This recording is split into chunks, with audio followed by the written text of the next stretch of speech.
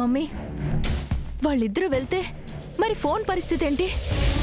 ఇప్పుడు డాడీ కూడా వెళ్తున్నారు. మనం ఏమీ చేయలేమా? అబ్బా, నువ్వు అసలేం మాట్లాడుకు. అసలు నా గుండె దడగా ఉంది.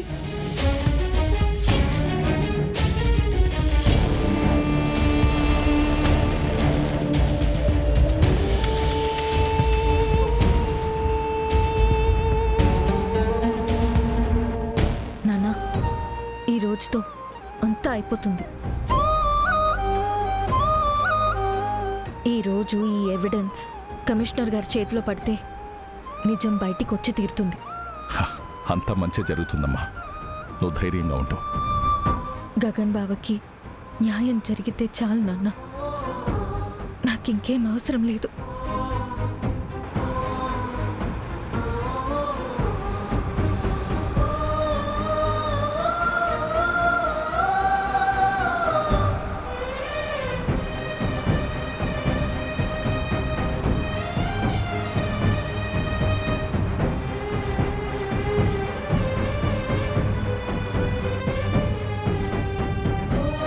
కమిషనర్ గారిని కలవాలి. కమిషనర్ గారు రమ్మన్నారా? అవునా? సరే సార్, వెళ్ళండి. Thank you. పదమ్మా. నమస్కారం సార్. నమస్కారం సార్. నమస్తే చంద్ర, సార్. రండి కూర్చోండి. నమస్తే అమ్మా, కూర్చోండి. నిన్న ఫోన్లో ఏదో చాలా సీరియస్ విషయం అని చెప్పారు. గగన్ చావు వెనుక కుట్ర ఉందని సంథింగ్. అవును సార్. కానీ మా దగ్గర ఉన్న రిపోర్ట్స్ ప్రకారం గగన్ అరెస్ట్ నుంచి తప్పించుకోవడానికి ప్రయత్నించాడు, పోలీసుల మీద దాడి చేశాడు, పరిస్థితులు అదుపు చేయలేక సూర్య కాల్పులు జరపవలసి వచ్చిందని రిపోర్ట్లో ఉంది. లేదు సార్, అదంతా అబద్ధం. అంటే అది ప్లాన్డ్ మర్డర్ సార్. గగన్ బావని వాళ్ళు ముందే టార్గెట్ చేశారు. తర్వాత జరిగిందంతా ఎన్కౌంటర్ లాగా చూపిస్తున్నారు. నీ దగ్గర ఎవిడెన్స్ ఉందన్నావు కదా? ఉంది సార్. అవును సార్, అమ్మాయి ఇంత నమ్మకంగా చెప్తుందంటే ఏదో ఉండే ఉంటుంది. ఒకసారి చూడండి. సరే, ఎవిడెన్స్ ఏంటమ్మా? సూర్య పర్సనల్ ఫోన్ సార్. సూర్య ఫోనా?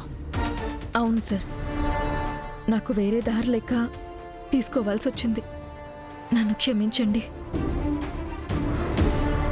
కానీ ఆధారాలు లేకుండా నేను మీ ముందుకు రావాలనుకోలేదు. ఏముంది అందులో? Call recording sir. ఎవరితో మాట్లాడినవి? అది నేను చెప్పడం ఎందుకు సార్, మీరే వింటే అర్థమవుతుంది. సరే, చూపించమ్మా.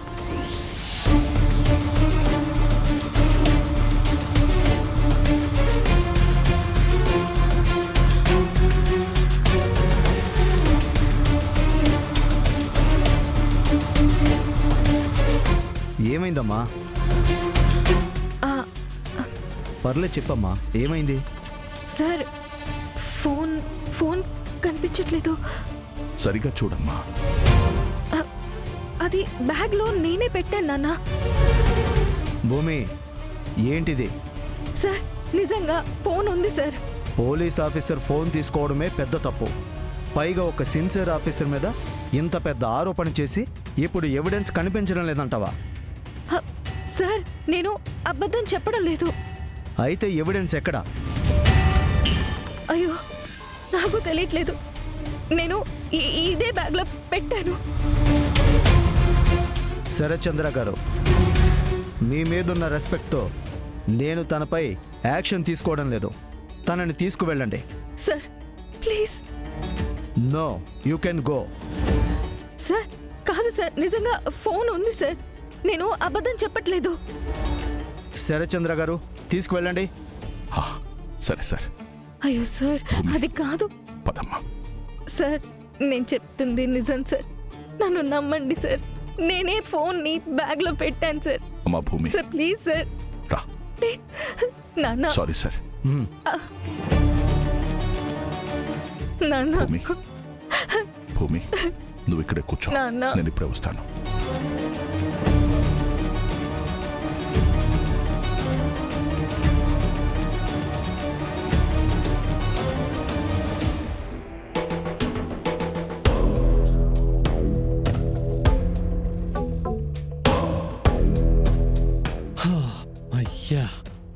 Thank you thank you thank you so much sir.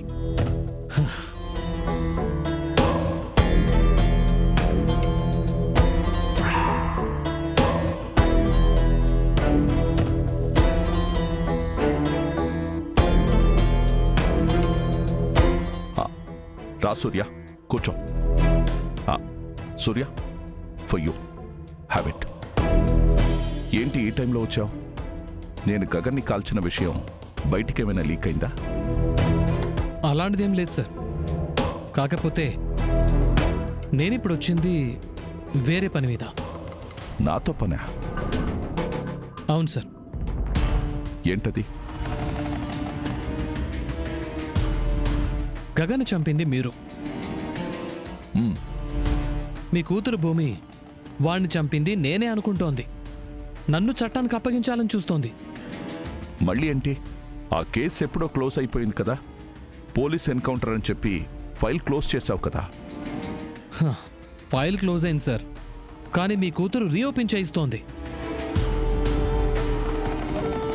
Reinvestigation చేయించాలని చూస్తోంది. వాట్? అవును సార్.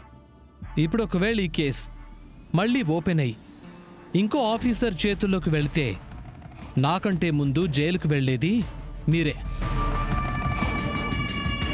అదొక్కడే కాదు సార్, మీ కూతురు కళ్ళల్లో ఇప్పుడు మిమ్మల్ని హీరో అనుకుంటోంది. కానీ నిజం బయటపడితే అదే కూతురు మిమ్మల్ని విలన్లా చూస్తుంది.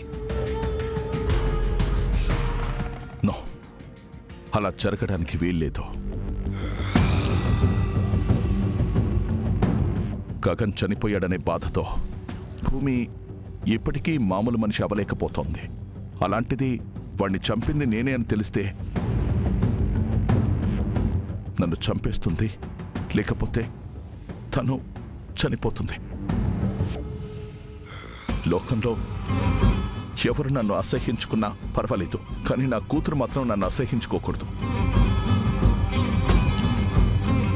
పాపం, చిన్నప్పటి నుంచి తనకి తల్లి లేదు. నేను నాన్నగా ఉన్నా భూమికి దూరంగానే ఉన్నాను.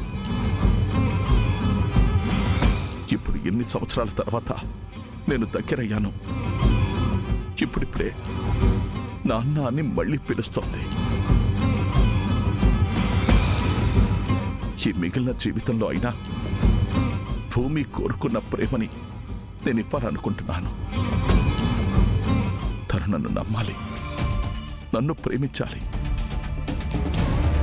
కానీ గగన్ని చంపింది నేనే అని తెలిస్తే ఇదంతా ఒక్క క్షణంలో పోతుంది. నేను కోరుకుంటుంది కూడా అదే. నేను సైలెంట్గానే ఉన్నాను సార్, కానీ మీ కూతురే దీన్ని పెద్ద ఇష్యూ చేస్తోంది. నా ఫోన్ కొట్టేసింది సార్.